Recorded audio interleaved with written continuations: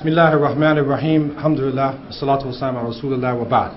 Assalamu alaikum wa rahmatullah. There are a few questions that are asking, about my own life. And I don't usually talk about myself. But I just wanted to say, just to make it clear to you, that alhamdulillah, I embraced Islam myself after 20 years of being a non-Muslim. Born in the United States, and I've lived in Canada and Jamaica and Saudi Arabia, and I'm now living in South Africa. And basically, I'm a field worker and a person doing research and involved in dawah. So that's the best way to describe myself. I wouldn't say convert. We're not using that term. We're saying revert, because we're actually coming back home again to the original fitrah that Allah subhanahu wa ta'ala put us upon. What I would like to say concerning the situation of the Muslims here, and some of the questions that I have received after this lecture, is that your response, to what I have said is similar to responses that Muslims had in Canada, in South Africa, in America, and especially throughout the Western countries. And that is that behind the veil of our outward Islam, we are in a great crisis. And we need to look at this in a positive way. We need to look at it as a challenge to ourselves as Muslims, and not to feel depressed and overcome by it, because it is part of the shaitan's way to try to stop Islam and to put out the light of Allah subhanahu wa ta'ala. Abuse is a reality. And for a long time, there's been denial in our community. There are many people who are crying in their homes, and they're crying for somebody to stand up against this.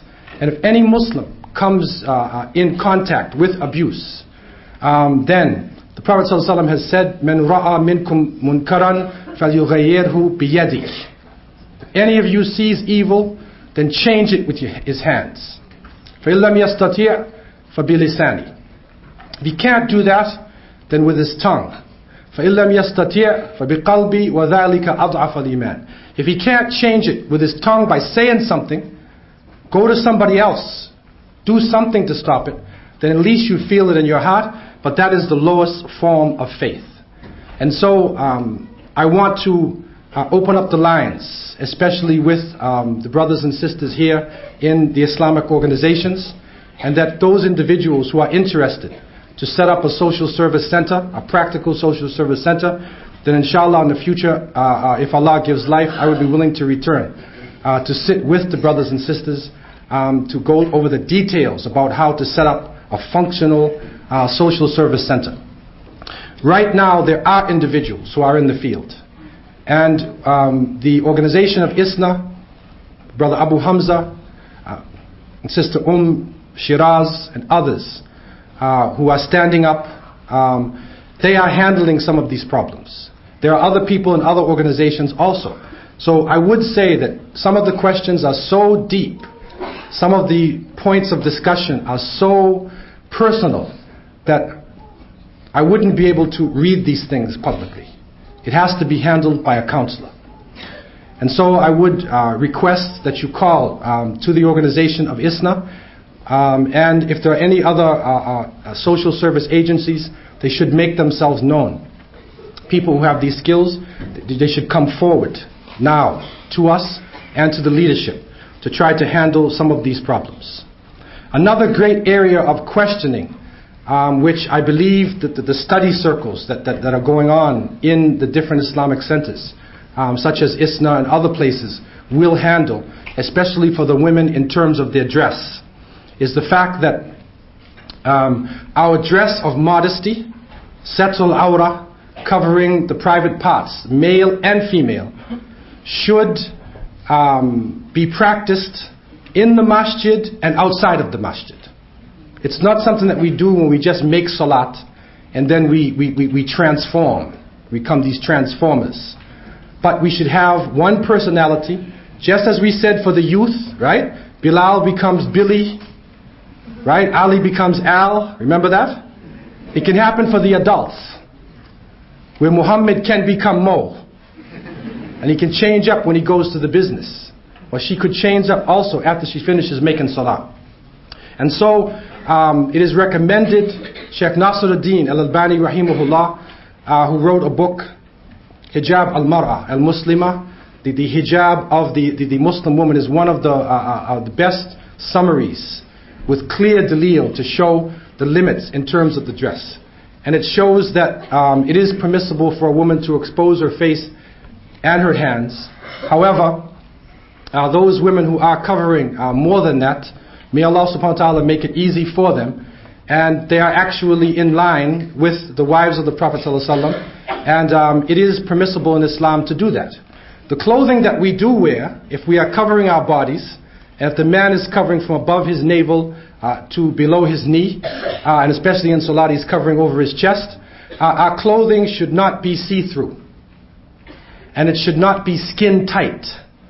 You know this spandex generation that I was talking about, where people are actually covered up but they're naked.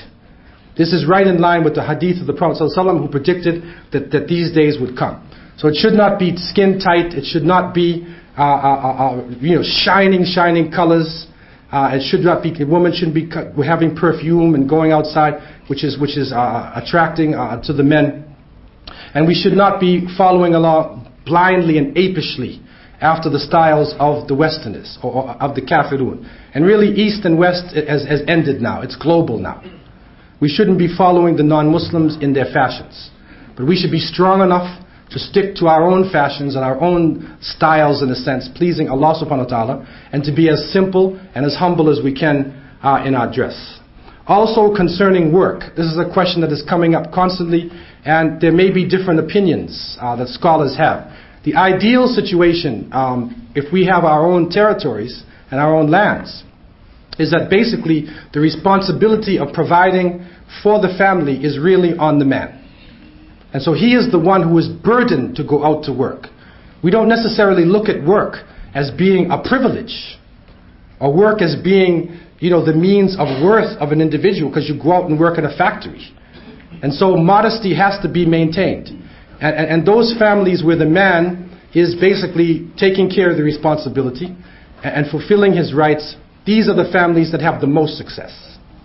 When the man takes part of his responsibility and he puts it on his wife, makes her go out to work, he forces her to go out to work, and then he comes home and he thinks he wants to be the king of the house. It doesn't work like that, because that was his responsibility. Nafaqah was on him. He was supposed to do it. But we have the case of a man who goes out to work, and he comes back, his wife comes back at 4:30. She had to work. She goes to the factory. She arrives at 4:30. He arrives at 5:30. He kicks his feet up on the chair. Where's my food? Okay? Now she turns around. She's been listening to the women's liberation all day at the factory. And she says, "You cook the dinner." And then it's World War III. So the problem developed. Why are you forcing her to go out to work? That's not her responsibility. Even if you look at Sharia, technically speaking, it's not even her responsibility to be doing household chores. If you really look into the Sharia, you'll find that. Now we know with a division of labor, more than likely she would be. But it's not actually her responsibility. She has to take care of the children. She nurtures the children. She takes care of, makes care that the children are standing on their feet. Okay? So really, these are the families that are the most successful. Also now what is happening, we need expertise in the Muslim community. We need to have female doctors. We need to have teachers. We need to have a number of professional jobs to be done by women. How are they going to get this knowledge? We don't have the ideal situation. And so, Allah knows best, and you may get different opinions on this. But if a woman is able to continue wearing her Islamic dressing, her clothing, she's covering herself, she's able to make her salat, she is not sacrificing her deen, and she is going out to do a study that is needed by the community, not just to make money. Then, with protection and with support of the community, we have been allowing the sisters to do this, because we had the case of people who were saying they did not want the sisters to go out to university at all.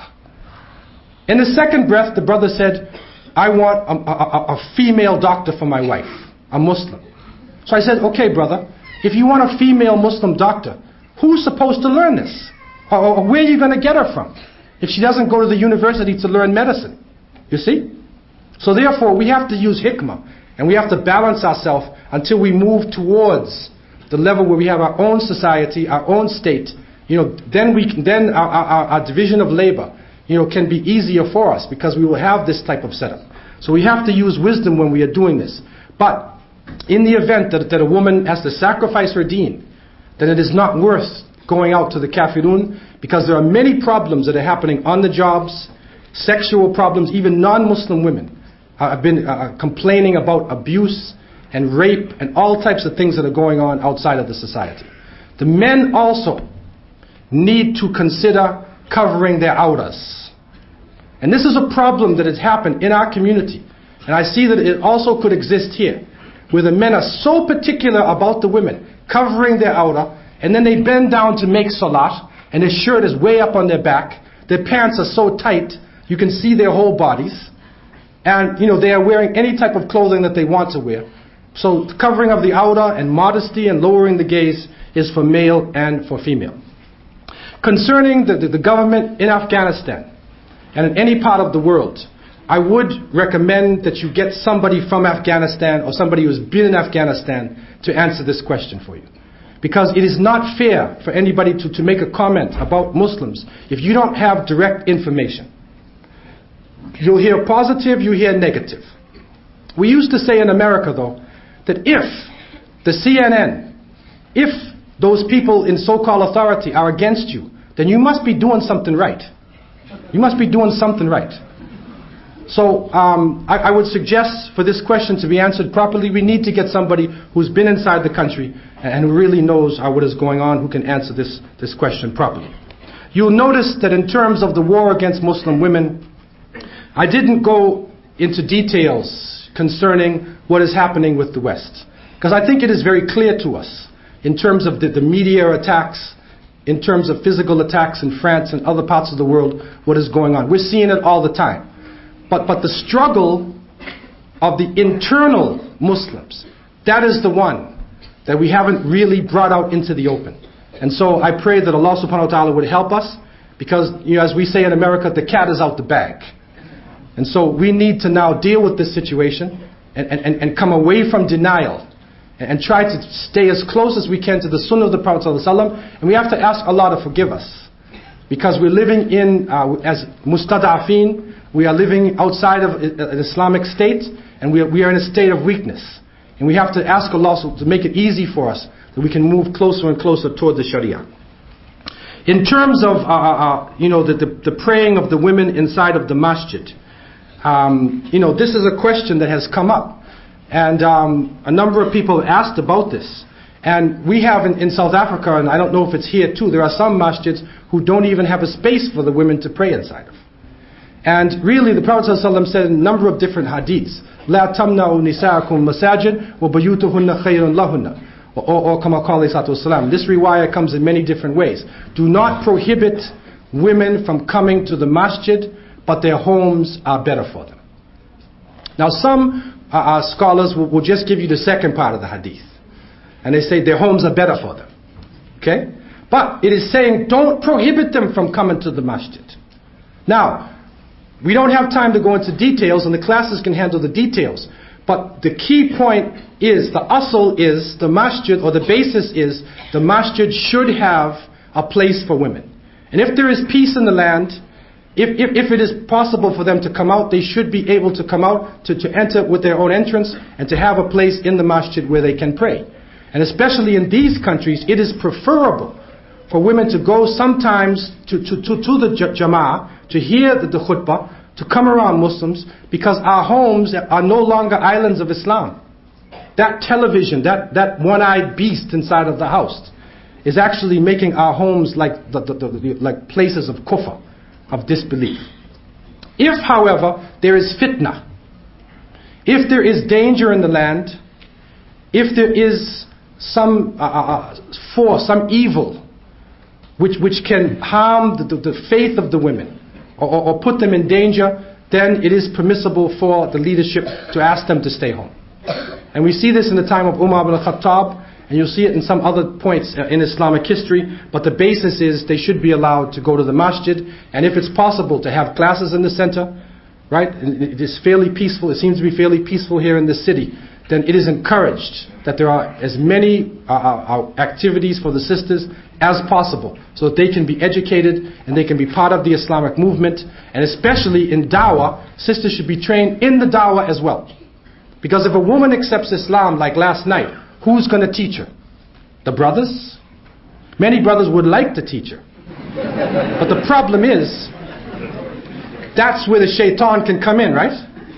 That's dangerous. So if she embraces Islam, if we have sisters who are trained, who know the da'wah, who know the fiqh, then she can be processed into Islam in the proper way, and she's protected. Instead of our nafs al-amara bisu to be handling her on her first days within Islam. Another question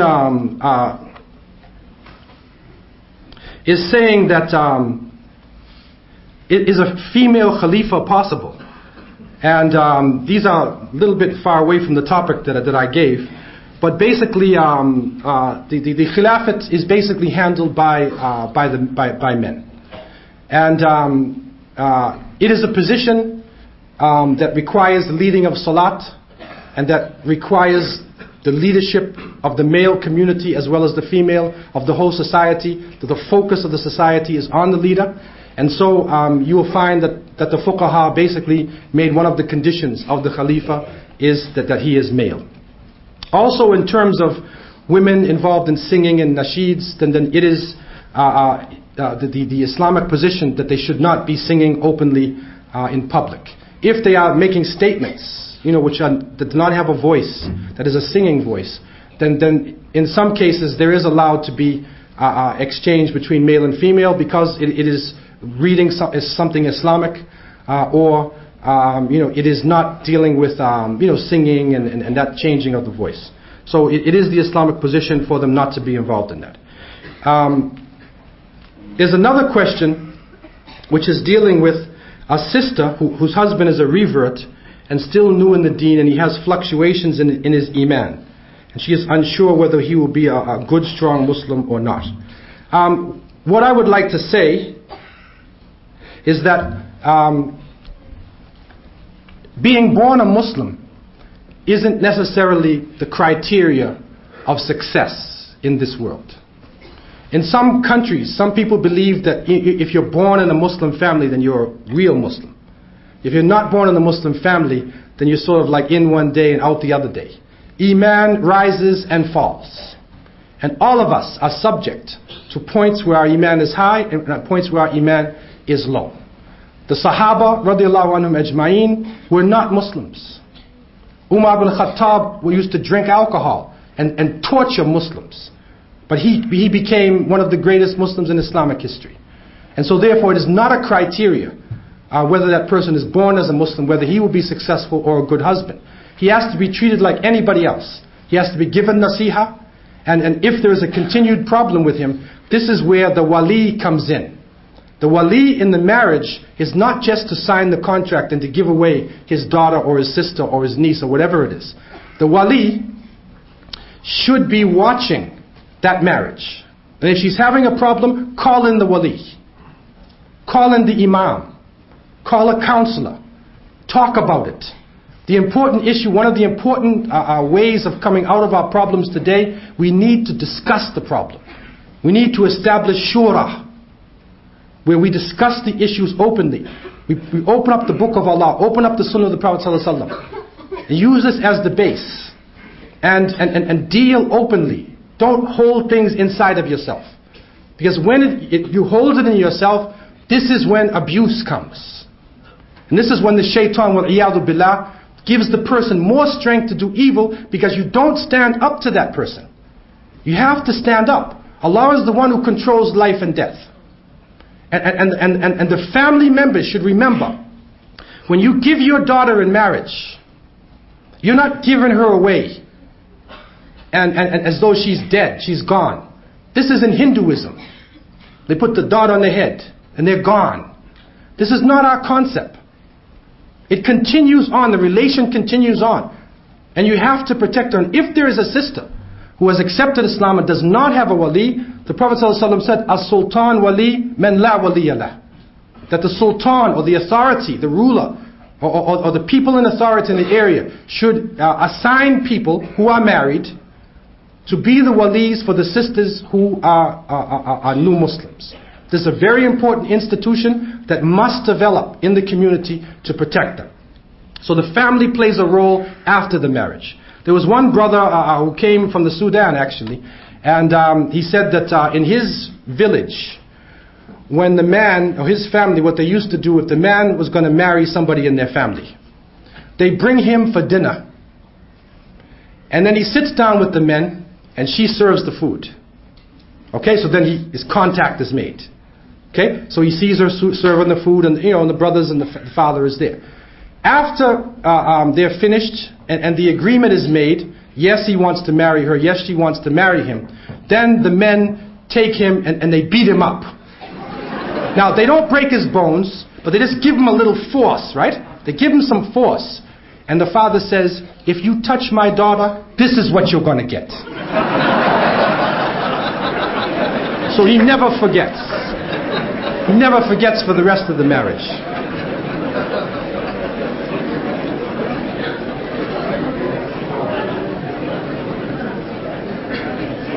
Western society tells us that polygamy in Islam is against the way of things. Please explain. This issue of ta'addud al-zawjat, of marrying more than one wife, a man marrying more than one wife, is something which is ma'loom, bid-darura. It's something we should know in Islam. It's a base. Allah subhanahu wa ta'ala has made it permissible for a man to marry 4 women. But the condition is justice. He must be able to do justice in the marriage. If he can't do justice, then he should only marry one. And so this is the basis in Islam, and this is not a point of discussion, whether it is permissible or not. What is the point of discussion is whether the brothers are capable of doing it or not. And in many cases, unfortunately, they're not capable. And abuse has happened within our community. But this should not deny those relationships that are really meaningful relationships, which are plural marriages.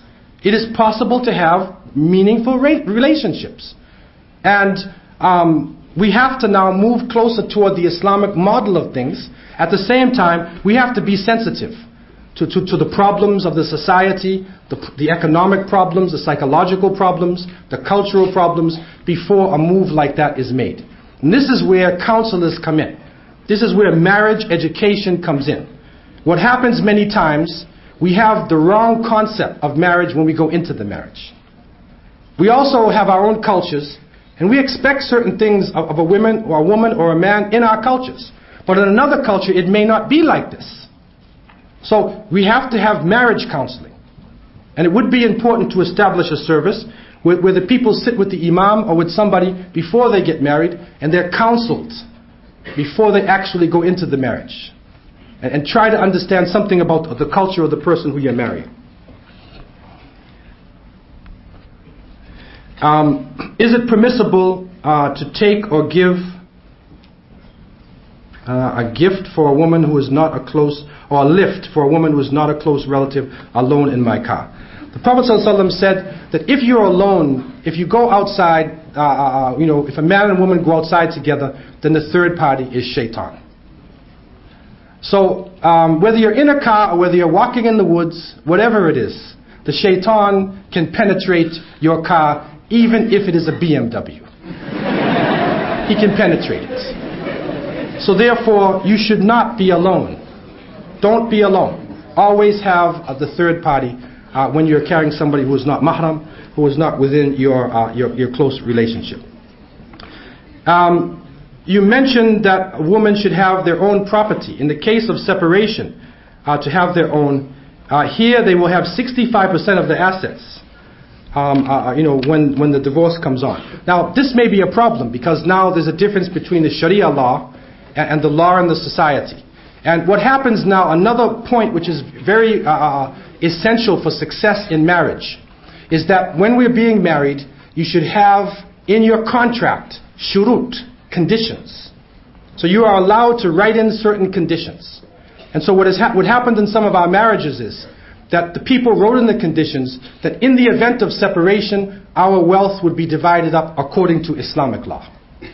And so they put this with a lawyer as a condition, a legal condition that they signed for, an affidavit that they signed for before they got married, and that was, they were able to use that in Canada. I'm not sure whether that is possible here, but it is something that needs to be explored with a lawyer.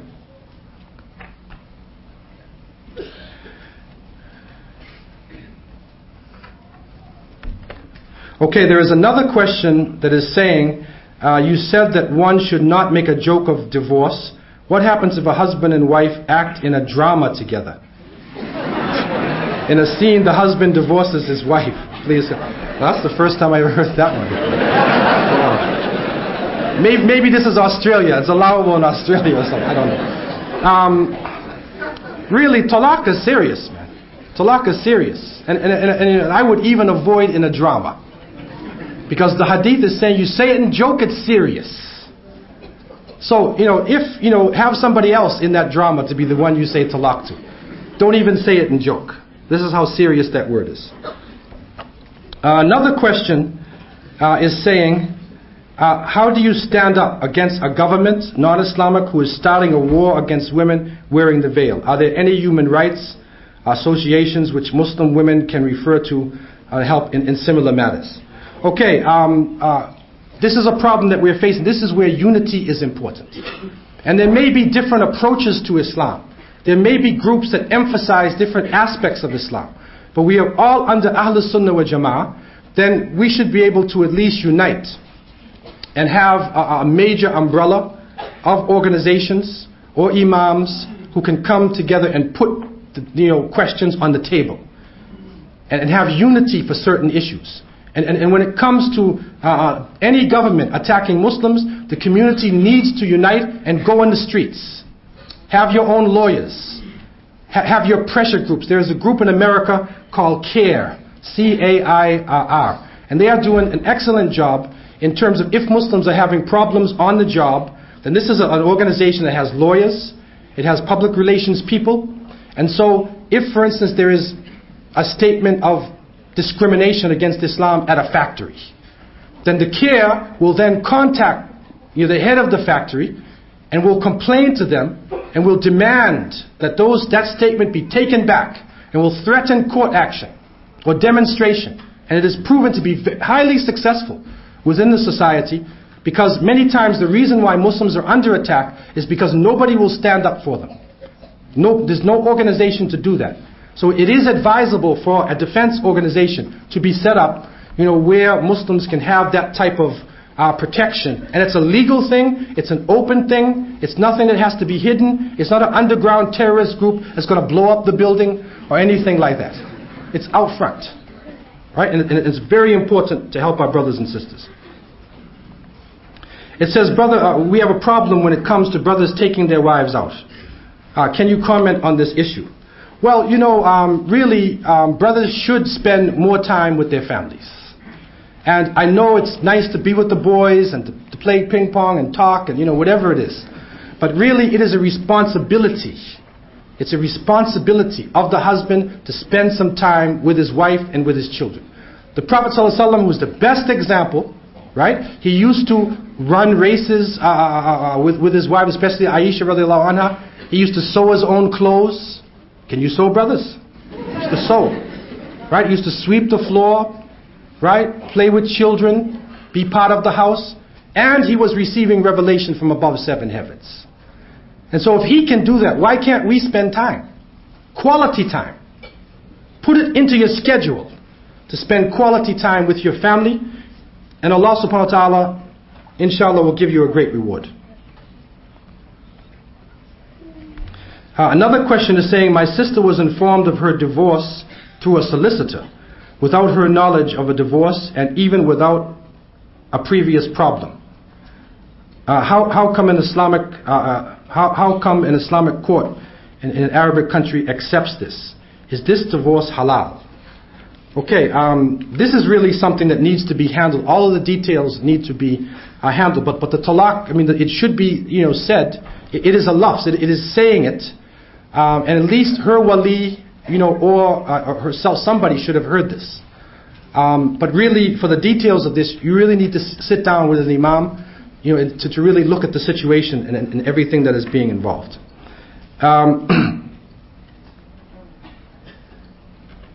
It says, I understand the concept of segregation, but should there be a wall so that sisters can't even see the imam in Jumu'ah? Really, to be honest with you, in the time of the Prophet ﷺ, there was no physical barrier. That was the best generation. Of course, they had taqwa and self-control. Now, according to the society, some people would have, a complete wall. Some people would have a half one where the sister could see. From the top, she could see the imam, but it covers the bottom, right? In the masjid we had a section where sisters could be totally separated, and we had another half one where if they sit down, they could see the imam, but their bottoms were covered. Okay, that's one way out of it. In one masjid I was in, though, I found out what the problem was, man. Because I was wondering, why are these brothers, pushing this issue?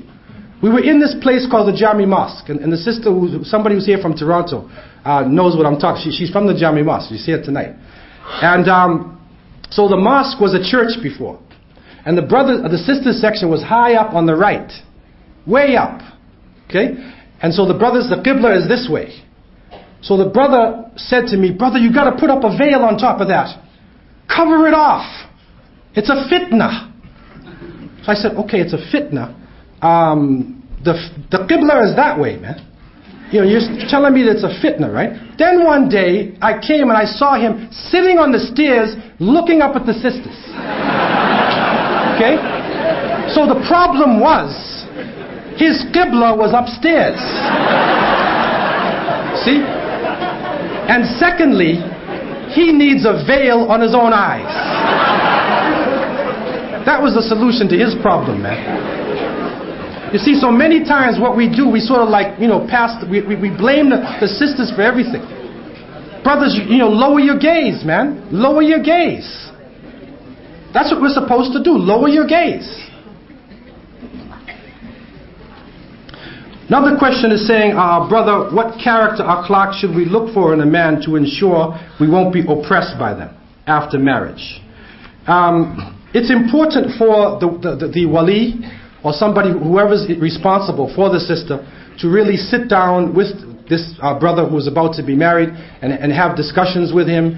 And it is allowed with a chaperone or a third party, even for them to go somewhere and to talk, as long as somebody else is there, once the intention is made. Now, from country to country, it might vary. But some of the Sahaba, there's reports the Sahaba were even allowed to, one, he hid behind a tree and he watched her, cleaning and cooking and stuff like that. So some contact is allowed. But, one of the things that we did is that, we had enough discussions that we saw, the person who was the wali disagreed with the brother. And in disagreement, when he starts arguing with you, then you start to see something about his personality. Because many people can be very nice and calm, but when you disagree with them, they change. So that needs to be checked out. The person's history needs to be checked out, right? And you can't just say, oh, mashallah, tabarakallah, his hair is so nice and he says the hadith so nice. You can't do that, because you don't know the person's background. The Prophet ﷺ said, al-ajala min ash-shaytan. Haste is from the devil. So therefore you need to have, before you're getting married, you need to check out the history of the male and the female. Even now, and I'm sorry to say it, we need to check out each other's medical history. You have to take blood tests, man. Unless you know that family completely. Because unfortunately with HIV being around, it's spreading all over the place. And I had a case, this is a real case, where the brother was out in the dunya and he was, playing around and everything, and then he became Islamic. And then he was telling everybody, your pants is too low and your beard, and he was the model Muslim brother now. Okay? And then he comes to me and he said, Brother Abdullah, and he was a doctor. This is the fitna and the test that he was under. He said, when I was out in society, I contracted genital herpes. He had herpes, okay, which is contagious. And he said, but I want to get married, and should I tell my wife before I'm married? I said, brother, what are you going to do, man? He's going to go all the way and get her, and she's just about ready to say, I do, and he says, oh, by the way, I happen to have a contagious disease. No, he has to, on both sides, you need to be very clear and open with the medical history. And again, this is where the wali comes in to help in the marriage. It says we have lots of resources and organizations in Melbourne. How can we unite these organizations beyond the diversity, and where should the unity start? And as I was saying, it's important for us to have some sort of majlis ashura. And if there are certain issues that affect the whole community, then Ahl Sunnah wa Jama'ah, we need to be able to come together. Even though there may be different emphasis that we have. We're all part of the same ummah. We're part of the millah. And we need to be able to overcome some of the minor differences in certain issues. That doesn't mean that we have to be together in everything. Because there are some groups that are more serious about Islam than others. But at some point, we have to realize that we are part of the same ummah. And Allah knows best. In terms of boys and girls being mixed in the classroom, really, when the children are very young, what is generally happening in Islamic schools, when the children are very young, especially like under 7 years old or something, then some of the schools will mix. But once they reach 7, and especially going up by 8, 9, and 10, at that point there should be a complete separation. It doesn't work. It doesn't work. Especially when you're in the teenage phase of life. It does not work. And so the Islamic education, is like that. It gives us the freedom of being in the classrooms and not have to deal with the physical changes that each gender is going through at that time. It says, if your husband swears at your parents, what does the religion say about that? Or should you stay with him or not? Of course, he shouldn't be, doing that. It's not necessarily, of course, we have to see the gravity of the situation. It's not necessarily grounds for divorce, but it's a serious problem, and a counselor should immediately come in. Because something is seriously wrong. If he's disrespecting your parents, then how can he respect the woman herself if he disrespects her parents? Because she's part of the parents. And this concept that the woman or the man, or the woman especially, when she's married, he owns her now. Like he owns a horse. That's not Islamic. She's a free individual. She has her rights under the law of Islam. And she has independence in Islam. It says, also, my husband always argues about religion. If I get him a hadith, he'll argue until I get him the proof. Okay, it's nothing wrong with him arguing, debating. Of course, it shouldn't be an angry argument. Okay, but if he wants dalil, that's okay. There's nothing wrong with asking for dalil. But he should also put himself in the position, if he says do something, then she could say, can I have dalil? Right? If that's what he's going to do for everything that she's saying.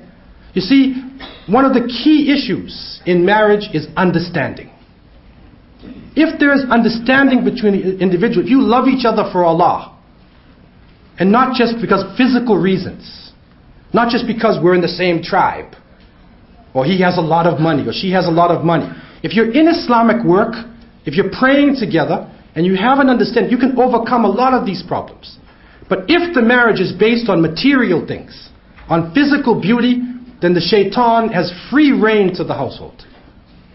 And so we all have to review our marriages and really try to come closer together. Do things together Islamically.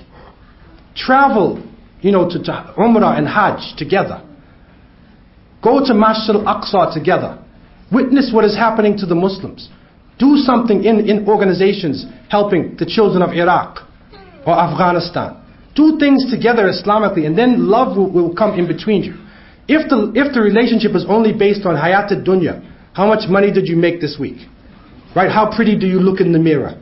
And all these things. Then the shaitan will easily have reign inside of your house. It said, my husband is married to another sister secretly. from me and people, secretly from me and people, if he is a man, why didn't he tell me? We have 5 children. We're on welfare. And he's working part-time.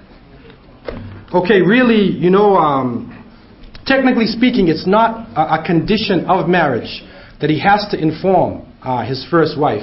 However, it shouldn't be a secret marriage. Because in marriage there is i'lan. There is announcement. So it should be known. It should not be a secret marriage. Why would he marry anyway secretly? Why is he doing that? So it's not Islamic for him to be having a secret marriage. Nobody supports secret marriages. It's not part of nikah in Islam. However, it isn't really a condition. It's not a condition for him to ask, for his wife to agree, when he marries another wife. However, it is the wisdom, it is the understanding of Islam that he should discuss this with his family, even discuss it with her wali or whatever, and have good reasons why he's doing that. If he's doing it secretly, then something must be wrong. And really, the wali again should step in to handle this problem.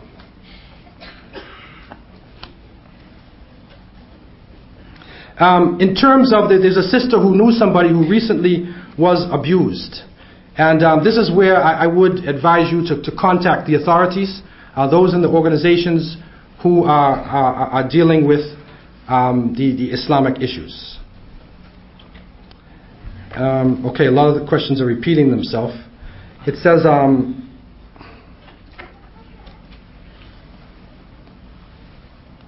a girl and I have 1 year from finishing school.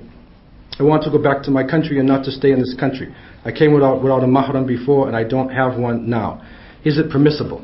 Okay, it is, if it is, it is the Islamic way that she travels with the mahram. Some cases there is a type of darura, or a type of necessity that happens, where she could be taken to the airplane by somebody, and then the other people meet her on the other side of the airplane. However, it is the most preferable, the Islamic way, that somebody from the family should come to travel with her when she travels back, or she travels with maybe a group of sisters or something like this. This is the preferable Islamic way. Wallahu alam. The one question is saying how to stop this type of social service organization that I was speaking about.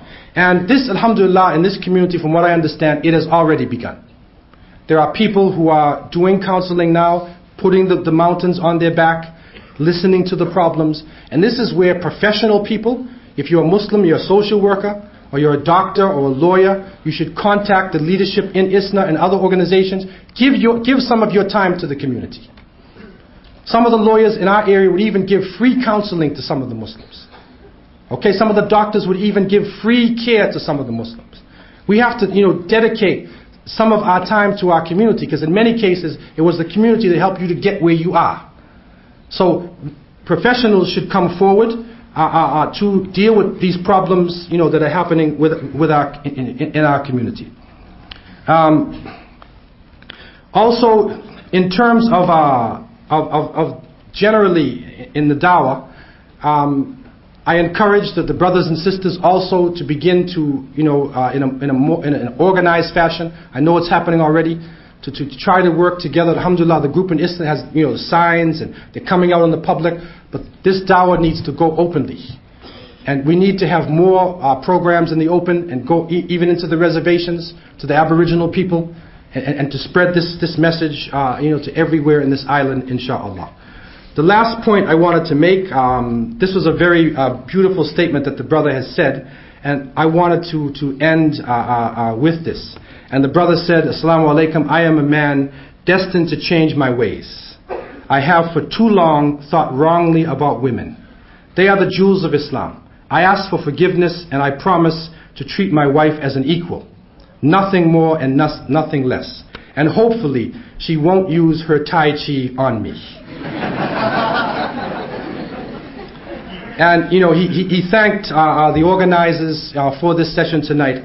And I pray that Allah subhanahu wa ta'ala would accept you in this statement that you have made. May Allah accept your tawbah for anything that has gone wrong. And may Allah forgive us all for what we are saying and what we are doing, and bring us together as a community. May Allah have mercy upon this ummah and protect the honor and dignity of the women of the ummah of Muhammad sallallahu alaihi wasallam. Subhanaka Allahumma bihamdika, nashhadu an la ilaha illa anta, nastaghfiruka wa natubu ilayk. Wassalamu alaikum wa rahmatullahi wa barakatuh.